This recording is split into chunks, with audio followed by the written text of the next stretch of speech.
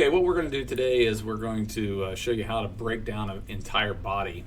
And what our pose today is, we've got two different possibilities, a male and a female, that I've provided for you in the assignment.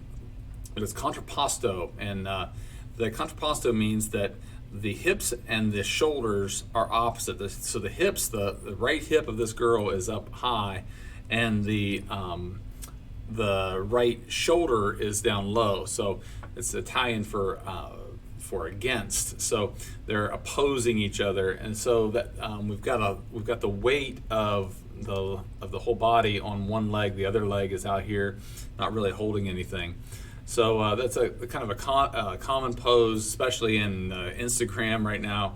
So I'm going to show you how to break that all down.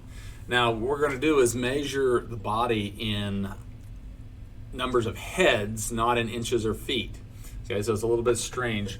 So I want to show you what we're kind of going to do here is I'm going to take my hand and I'm going to put the top of the pencil at the top of the person's head, and then my thumb at their chin, and then I can slide my thumb up and down so that I get the bottom of the chin, and then with my arm completely stretched out, I'm going to measure out how many heads high they are.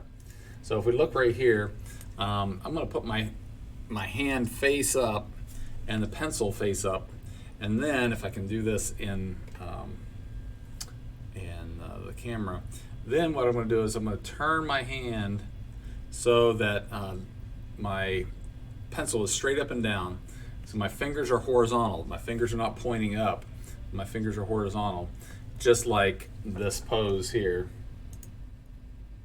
Okay, and you can see that my fingers are going horizontally. My pencil is going vertically, and I have the top of my pencil at the top of her head and my thumb at the bottom of her chin. And then what I'm just going to do is I'm going to slide my hand down, kind of like in this picture here, and I'm going to mark out how many heads high she is.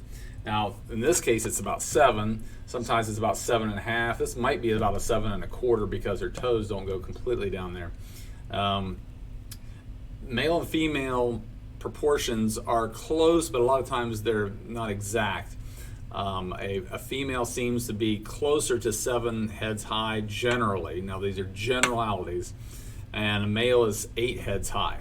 That doesn't mean that they're taller. That means that their head is smaller in proportion to their body than a woman's.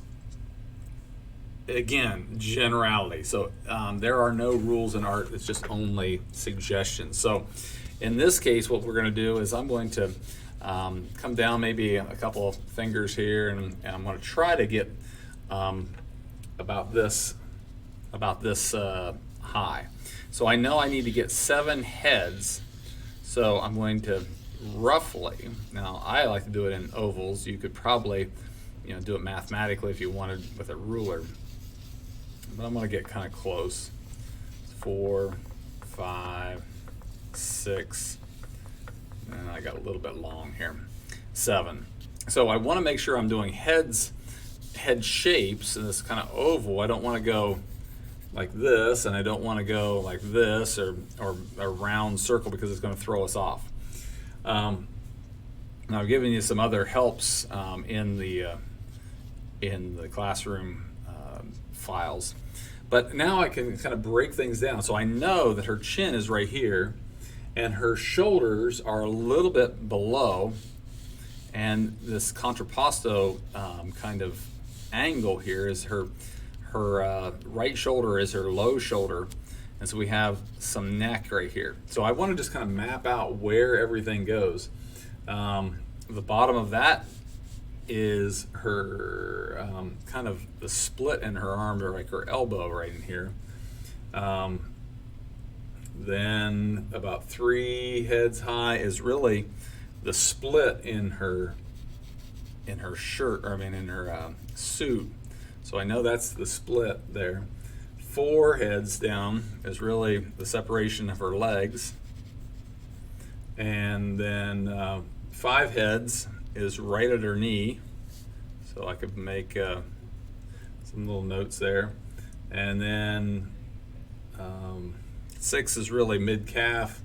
7 is almost, just a little higher, is where her ankle is, and then her foot comes on down there. So I'm getting things mapped out. Now, the other thing is I can measure the width of her head. And if we check and we go over, we'll find that pretty much she's about 3 heads wide. You could almost put another head on top of her shoulders. So again, then I want to kind of see where, if that's the shoulder right here, then her elbow comes out beyond that. Where's the bottom of her elbow? It's about midway through.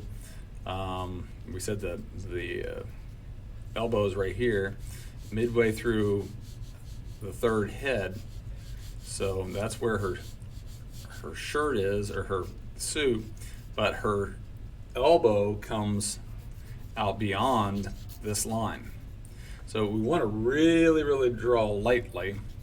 Now this arm comes pretty much straight down, but it goes below all the way down to right where that suit jacket switches. Now her elbows are about the same place, so I'm going to come down here, and so I'm kind of doing connect the dots. Where is the sleeve come? The sleeve comes, excuse me, her head is tipped a little bit. We're not going to put a lot of detail in her head. I'm worried more about the body. Well, her sleeve really comes about to her nose, and then that kind of shows me where this sleeve is. And we've got kind of 2 main folds there, and her hand kind of disappears. Got a little 2 kind of lines there. Now, where is her hips? Her hips are shorter than this elbow, so I know it's down in around here somewhere. And then her hips are in between the suit jacket and the split in her legs. So I know the main line of her hips are this contrapposto.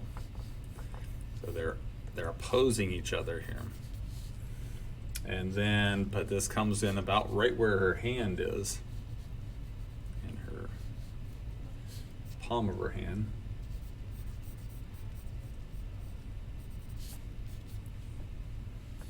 So now her hip juts out almost as wide as her elbow. We got a little bit of weight there. And where does that curve end? The curve right here ends about 4 heads down. And then we've got a little curve down to her knee, and that leg kind of comes out. But remember, we have to have some straightness here, because that's what's holding the whole body. And then her ankle is about 7 heads, maybe a little bit higher than 7 heads. Now we can look at where the thigh comes, a little wrinkle in here where her knee is. That's it, 5 heads. 6 heads is just going down.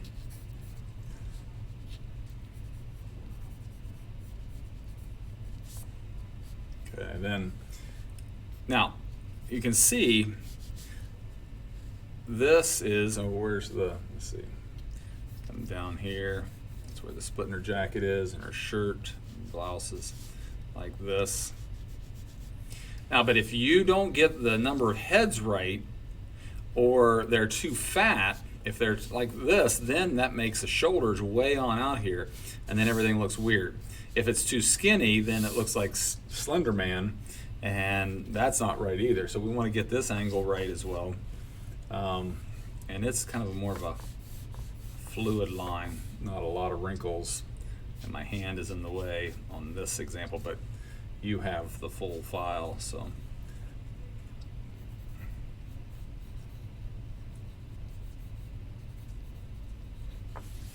that's kind of how we'd be breaking it down. You can give a little indication of the hair and stuff like that.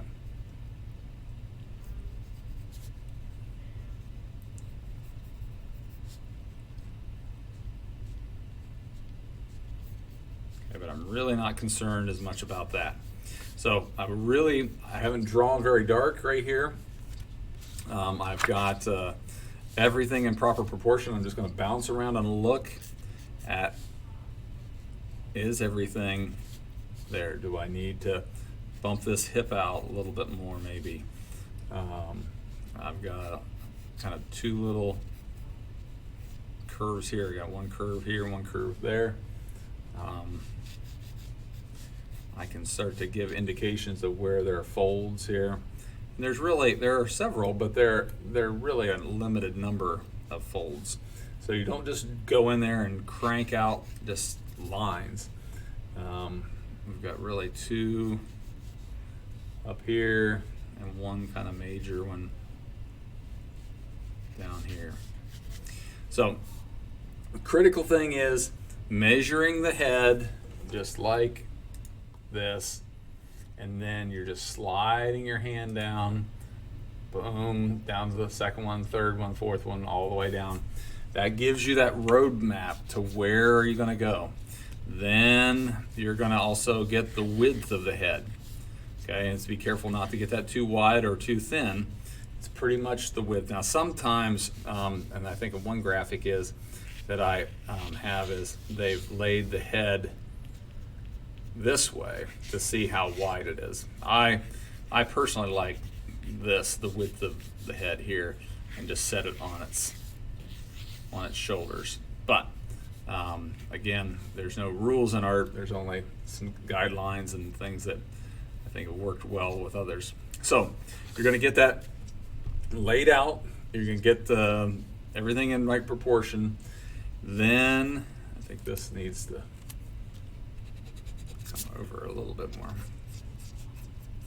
Then you're going to do the full render. So then we can look for shadows and look for those little wrinkles and subtleties.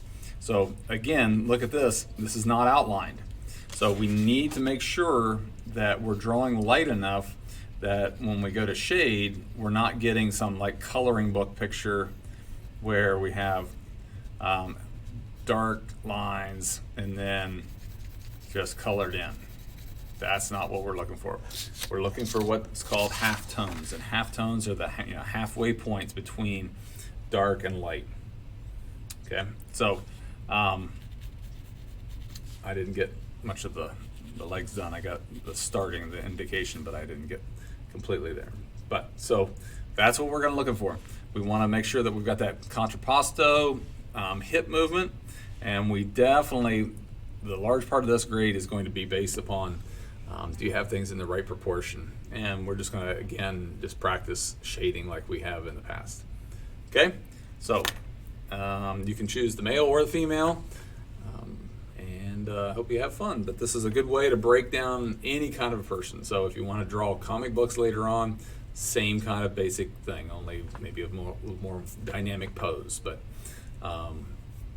almost every artist starts out this way.